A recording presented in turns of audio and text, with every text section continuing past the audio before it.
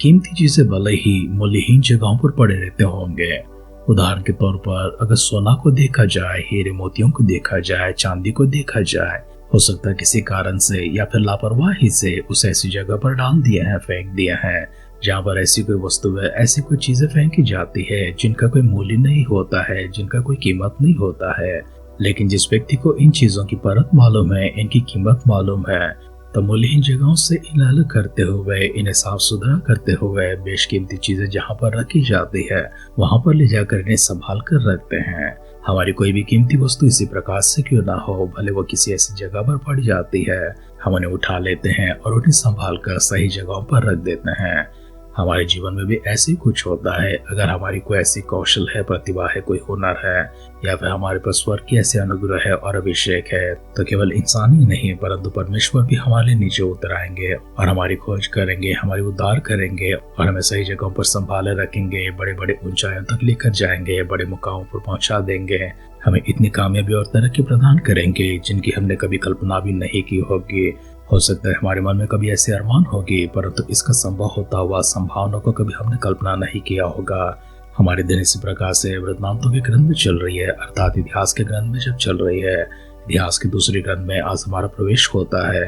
ये सब राजाओं के वृत्तांतों के विषय में है, जिसमें हमने सबसे पहले इसराइल का प्रथम राजा शाऊल को देखा था। शाऊल के विषय में इतिहास के ग्रंथ में तो एक ही अध्याय लिखे गए हैं, लेकिन उनके विषय में शमूएल के ग्रंथ में काफी अध्याय लिखे हुए हैं। इतिहास के ग्रंथ में जब आगे बढ़ते हैं, दाऊद के विषय में शमूएल के ग्रंथ में बहुत सारी बातें लिखी गई हैं, बहुत सारे अध्याय लिखे गए हैं, लेकिन यहाँ पर जब देखते हैं केवल दाऊद के विषय में लिखी गई हैं। दाऊद बूढ़ा हो चुका था और दाऊद ने अपने सारी मन की बातें अपने इसराइल के प्रजा के सामने रख दी थी, पुरनियों के सामने, अपने संतानों के सामने, सेनापतियों के सामने, शतपति और सहस्त्रपतियों के सामने रख दिया था। इस झुंड में याजक भी थे, अधिकारी भी थे, लेखक भी थे। राजा के लिए जितने लोग भी काम किया करते थे और परमेश्वर के लिए जितने लोग भी सेवा टहल किया करते थे, सबों के सामने दाऊद ने अपनी अंतिम बातों को बताया, अपनी अंतिम इच्छा को भी बता दिया था। उसके बाद ये भी बताया कि परमेश्वर कैसे इसराइल की भविष्य की चिंता करते हैं और इसके बाद राजगद्दी को संभालने के लिए, देश को संभालने के लिए उसी का बेटा सुलेमान को कैसा परमेश्वर ने चुना है। इन सारे बातों को भी बताया है। वृत्तांतों के हमारे अध्ययन में हम लोग आगे बढ़ते जाएंगे। सुलेमान के बारे में ध्यान करने से पहले आइए अपने आप को परमेश्वर के हाथ में समर्पण करेंगे। हम सब सिरों को झुकाएंगे, आंखों को बंद करेंगे। परमेश्वर अद्भुत कार्य हमारे जीवन से भी करने के लिए, अपनी महिमा को हमारे जीवन से भी प्राप्त करने के लिए, आत्मा का अभिषेक हम पर उंडेलते हुए आगे बढ़ाने के लिए हम सब एक मन होकर एकजुट होकर छोटी सी दुआ करेंगे। हम सबों की ऊपर अपनी दिव्य दृष्टि को रखते हुए, हमारे साथ होकर, हमारी संग रहते हुए, हमें ना छोड़ते हुए, ना त्यागते हुए, ना कभी ठुकराते हुए, साथ देकर आगे बढ़ाकर सहायता करने वाले हमारे स्वर्गीय दयालु करुणामय और प्रेमी पिता परमेश्वर, हम आपके शुक्र अदा करते हैं, हम आपकी महिमा करते हैं। आदर सम्मान भी परमेश्वर, कृतार्थ होकर, धन्य होकर परमेश्वर एक भेंट के रूप में, उपहार के रूप में आपके सामने समर्पण करते हैं। हमें दिए हुए जीवन दान के लिए परमेश्वर शुक्र अदा करते हैं। आगे के समय प्रभु जी अपने वचनों के माध्यम से आप हमसे बातें करते हुए आत्मा का अभिषेक परमेश्वर हमारे ऊपर उंडेलने के लिए दुआ करते हैं। हमारे सारे परिजनों को, आपके भक्तगणों को परमेश्वर खासतौर से आपकी नजरों में लेकर आते हैं। पिता परमेश्वर, उनकी कोई भी कमजोरी क्यों ना हो, कोई परेशानी क्यों ना हो, कोई विपत्ति क्यों ना हो, स्वर्गीय भंडार को खोलकर परमेश्वर अपने हाथ बढ़ाकर उन्हें पहुंचाने के लिए प्रार्थना करते हैं।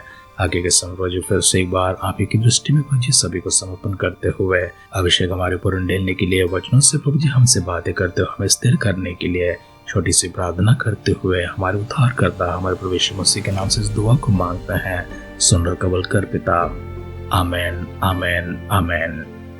आध्यात्मिक जीवन की दैनिक खुराक सुन रहे हमारे सारे प्रिय श्रोताओं को, परमेश्वर के प्रिय भक्तगणों को प्रभु यीशु मसीह के नाम में प्यार भरा जय मसीह की सुप्रभातम और शुभोदय कहते हुए हम सबका मनपसंद ध्यान केंद्र आध्यात्मिक जीवन की दैनिक खुराक में और इस नए दिन में आप सबका स्वागत करते हैं। हमारे अध्ययन इतिहास की दूसरी का पहले अध्याय में चल रही है। अब उसका पहला वचन से पढ़ते हुए हमारे ध्यान को आगे बढ़ाएंगे। दाऊद का पुत्र सुलेमान राज्य में स्थिर हो गया और उसका परमेश्वर यहोवा उसके संग रहा और उसको बहुत ही बढ़ाया। और सुलेमान ने सारे इसराइल से अर्थात सहस्त्रपतियों, शतपतियों, न्यायों और इसराइल के सब रईसों से, पितरों के घराने के मुख्य मुख्य पुरुष से बातें की। और सुलेमान पूरी मंडली समेत गिबोन के ऊंचे स्थान पर गया, क्योंकि परमेश्वर का मिलाप वाला तंबू जिसे यहोवा के दास मूसा ने जंगल में बनाया था वो वहीं पर था। परंतु परमेश्वर के संदूक को दाऊद किर्यात यरीम से उस स्थान पर ले आया जिसे उसने उसके लिए तैयार किया था। उसने तो उसके लिए यरूशलेम में एक तंबू खड़ा कराया था और पीतल की जो वेदी ऊरी के पुत्र बसलेल ने जो हूर का पोता था बनाई थी, वह गिबोन में यहोवा के निवास के सामने थी। इसलिए सुलेमान मंडली समेत उसके पास गया और सुलेमान ने वहीं उस पीतल की वेदी के पास जाकर जो यहोवा के सामने मिलाप वाले तंबू के पास थी, उस पर 1000 होम बलि चढ़ाए। उसी दिन रात को परमेश्वर ने सुलेमान को दर्शन देकर उससे कहा, जो कुछ तू चाहे मैं तुझे दो वो मांग। सुलेमान ने परमेश्वर से कहा, तो मेरे पिता दाऊद पर बड़ी करुणा करता रहा और मुझको उसके स्थान पर राजा बनाया है। अब हे यहोवा परमेश्वर, जो वचन तूने मेरे पिता दाऊद को दिया था वो पूरा हो। तूने तो मुझे ऐसी प्रजा का राजा बनाया है जो भूमि की धूलि की किनकों के समान बहुत है। अब मुझे ऐसी बुद्धि और ज्ञान दे कि मैं इस प्रजा के सामने अंदर बाहर आना जाना कर सकूं, क्योंकि कौन ऐसा है कि तेरी इतनी बड़ी प्रजा का न्याय कर सके। परमेश्वर ने सुलेमान से कहा, तेरी जो ऐसे ही मनसा हुई, अर्थात तूने ना तो धन संपत्ति मांगी है, न ऐश्वर्य, और न अपने बैरियों का प्राण, और न ही अपने लिए दीर्घायु मांगी है, केवल बुद्धि और ज्ञान का वर मांगा है, जैसे तू मेरी प्रजा का जिसके ऊपर मैंने तुझे राजा नियुक्त किया है न्याय कर सके। इस कारण बुद्धि और ज्ञान तुझे दिया जाता है, और मैं तुझे इतना धन संपत्ति और ऐश्वर्य दूंगा जितना ना तो तुझसे पहले किसी राजा को मिला है और ना तेरे बाद किसी राजा को मिलेगा। तब सुलेमान गिबोन के ऊंचे स्थान से अर्थात मिलाप वाले तंबू के सामने से यरूशलेम को आया और वहां इसराइल पर राज करने लगा। फिर सुलेमान ने रथ और सवार इकट्ठे कर लिए और उसके 1400 रथ और 12,000 सवार थे, और उनको उसने रथों के नगरों में और यरूशलेम में राजा के पास ठहराए रखा। और राजा ने ऐसा किया कि यरूशलेम में सोने चांदी का मूल्य बहुतायत के कारण पत्थरों का सा और देवदारों का मूल्य नीचे के देश के गुलरों का समान बना दिया। और जो घोड़े सुलेमान रखता था वे मिस्र से आते थे, और राजा के व्यापारी उन्हें झुंड के झुंड ठहराए हुए दाम पर लिया करते थे। एक रथ तो 600 शेकल चांदी पर और एक घोड़ा 150 शेकल पर मिस्र से आता था, और इसी दाम पर वे हित्तियों के सब राजाओं और आराम के राजाओं के लिए उन्हीं के द्वारा लाया करते थे। इतिहास का दूसरा ग्रंथ पहला अध्याय का पहला वचन से लेकर अंतिम वचन तक हमने पढ़कर सुना है। हमारे इस पठन में हमने राजा सुलेमान को देखा है, जो राजगद्दी पर विराजमान होते ही परमेश्वर के मंदिर के विषय जिस प्रकार से उसके पिता दाऊद ने उससे बताया था उसकी चिंता में लगा है, और परमेश्वर का संदूक को ले आने के लिए गिबोन को जाता है। परमेश्वर का संदूक को वैसे परमेश्वर ने मूसा के जरिए उस सीन के जंगल में बनवाया था। उसके बाद जब उसे कनान में लेकर आए थे, कनान से फलिस्तियों के हाथों में चला गया था। फलिस्तियों के हाथ में बहुत समय रहने के बाद यहाँ वहाँ चले जाने के बाद दाऊद जाकर उसे लेकर आता है, और उसे ले आने के समय जो घटना घटती है, जब बैलों को ठोकर लगकर संदूक गिरने पर था, तब गाड़ी को हाँकने वाला गति ने अपना हाथ बढ़ाकर उसे छूने की, उसे संभालने की जब कोशिश किया था, परमेश्वर को क्रोध उसके ऊपर उतर आया था, क्योंकि वो उस काम के लिए नियुक्त नहीं किया गया था। परमेश्वर ने संदूक को पकड़ने के लिए, संदूक को उठाने के लिए, संदूक को उतारने के लिए, संदूक को ले जाने के लिए खास अपने लेवियों को चुना था, परंतु गति ने जिस तरह से अपना हाथ बढ़ाया था वहीं का वो मर जाता है। दाऊद इस बात से डर जाता है और किर्यत यरीम से लेकर आया हुआ इस संदूक को ओबेदेदोम के घर पर रख देता है। दाऊद ने जब ये देखा कि परमेश्वर ने संदूक के कारण से ओबेदेदोम को और उसके सारे घराने को आशीर्वाद दिया है, तो वह परमेश्वर का संदूक को ले जाकर उसके लिए सिद्ध किया हुआ तंबू में रख देता है। इस प्रकार से दाऊद का रखा हुआ उसी तंबू को परमेश्वर के भवन में ले जाने के लिए अर्थात यरूशलेम तक पहुंचाने के लिए सुलेमान जाकर सबसे पहले ये प्रयास करता है और उसके लिए 1000 होम बलि चढ़ाता है। और उसी रात को परमेश्वर का दर्शन उससे प्राप्त होकर परमेश्वर उससे कहते हैं, कौन से ऐसे वरदान है जो तू मांगना चाहता है, तेरा वो मांगा वरदान तुझे दे दिया जाएगा। सुलेमान ने कहा, मेरे पिता को तूने आशीर्वाद दिया है, उसका साथ दिया है, और मेरे पिता के बाद उस राज का भार मुझ पर रख दिया है। इतनी बड़ी प्रजा को चलाने के लिए जो बालू के किनकों के समान है, किसके पास ऐसी ज्ञान है, ऐसी समझ है कि उन सब का न्याय करे और उन पर शासन करे। तब परमेश्वर ने सुलेमान से कहा, ना तो तूने धन मांगा है, ना ही संपत्ति मांगा है, और ना ही तूने अपने बैरियों का प्राण मांगा है और कुछ मांगा है। इस कारण से मैं प्रसन्न होकर जो तूने मांगा है वो तो मैं तुझे दे ही देता हूँ, और तुझे मैं इतनी धन और संपत्ति दूंगा जो ना तो तुझसे पहले कोई राजा को मिला था और ना ही तेरे बाद किसी और राजा को मिलेगा। इस तरह से परमेश्वर के आशीर्वाद को पाया हुआ सुलेमान के जीवन में उसके राज्य में हम इस प्रकार से देखते हैं, सोना चांदी का तो कोई तोल नहीं है और देवदारों की जो लकड़ियां है वो आम लकड़ियों की समान पड़ गई थी।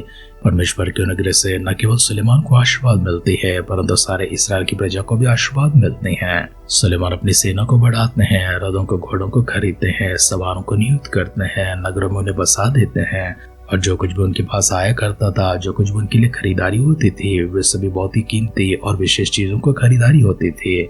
इस पर राज्य के व्यापारी बड़ी ध्यान दिया करते थे। वचन सुन रहे प्रियजनों, परमेश्वर के पास जाकर हम ईमानदारी से सच्चे मन से परमेश्वर से कोई ऐसी वरदान को मांगते हैं जिसमें ना कोई स्वार्थ है, ना कोई कोट है, ना कोई कुटिलता है, तब परमेश्वर ऐसी आशीर्वादों के साथ में अपनी विशेष कृपा को भी, विशेष अनुग्रह को भी, और जो परमेश्वर अपनी इच्छा से देना चाहते हैं, धन हो, संपत्ति हो या फिर सामर्थ्य क्यों ना हो, ज्ञान क्यों ना हो, समझ क्यों ना हो, परमेश्वर का विवेक क्यों ना हो और परमेश्वर की महिमा से भरा हुआ आत्मा का वरदान ही क्यों ना हो, परमेश्वर हमें प्रदान करने के लिए, हमें उपहार के रूप में देने के लिए सिद्ध हैं। इसलिए हम सब अपने सिरों को झुकाएंगे, आंखों को बंद करेंगे, छोटी सी प्रार्थना करेंगे। सुलेमान का साथ देकर, सुलेमान की प्रार्थना को भी सुनकर, उससे प्रसन्न होकर स्वर्ग के भंडारों को खोलते हुए किस प्रकार से अनगिनत रूप में परमेश्वर अपने ऐश्वर्य को, धन को, संपत्ति को उसके ऊपर उंडेल दिया था। इतना ही नहीं, उसका मुंह मांगा वरदान, ज्ञान और समझ भी परमेश्वर आपने प्रदान किया था। बिल्कुल उसी तरह परमेश्वर हम भी मिलकर आपसे दुआ करते हैं। हमारे लिए प्रभु जो ज्ञान की कमी है, समझ की कमी है, परमेश्वर आपके स्वर्ग की परमेश्वर हमारे पर पहुंचाते हुए इसी समय हमें छूकर प्रभु जी पवित्र आत्मा का अभिषेक से भरने के लिए, आपकी समझ से, आपके ज्ञान से भरने के लिए प्रार्थना करते हैं। हमारी जितनी भी आवश्यकता है प्रभु जी वो सब आप जानते हैं। कोई ऐसी कमी नहीं है परमेश्वर, कोई ऐसी तकलीफ नहीं है, कोई ऐसी आवश्यकता भी नहीं है प्रभु जी जो आपकी नजरों से दूर है। प्रभु सभी को परमेश्वर आप देख रहे हैं, न केवल देखते प्रभु जी परंतु अपने स्वर्गीय प्रावधान हम तक पहुंचाते भी हैं। इस बात का विश्वास करते प्रभु जी आपको शुक्र अदा करते हैं। प्रभु यीशु मसीह के बादलों की आगमन कर विलंब होगी, कल सुबह फिर से एक बार हम मिलकर आपकी स्तुति करने, आपकी आराधना करने, आपकी उपासना करने, आपकी महिमा करने के लिए प्रभु जी हम सबों को सजीवों की संख्या में, भाग्यवानों की संख्या में संभाले रखने के लिए दुआ करते हैं।